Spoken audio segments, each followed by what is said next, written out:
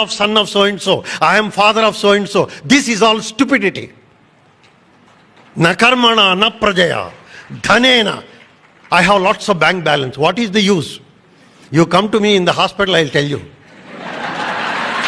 Please understand, my dear friends, vitamin M of that sage is extremely dangerous. You are sleeping with a cobra.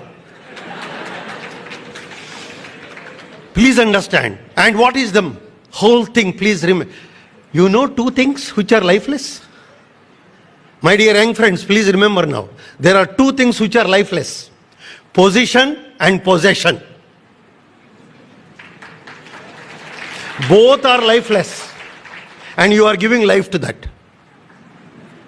People are killing them. People are doing all these things for the sake of this. Please understand.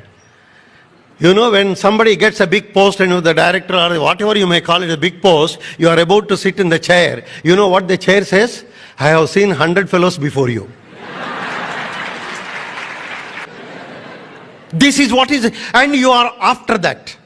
And be after character. You know what Max Muller and Sister Nivedita all said? If India is dead, I repeat, if the India is dead, world is dead much before.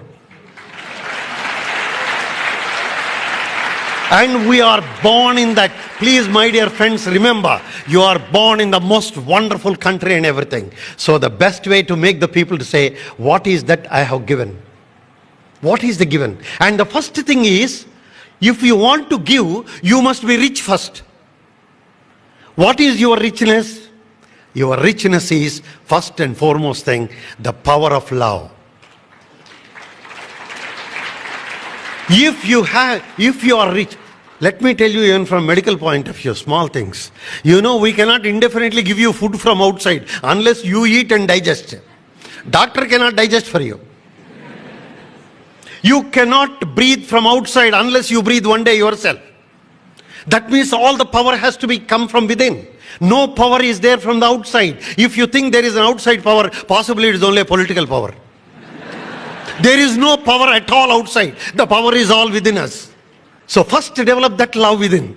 And first be rich within. And how can you be rich within? By loving people. The more and more you try to develop, be in the good company. Called today epigenetic mechanisms.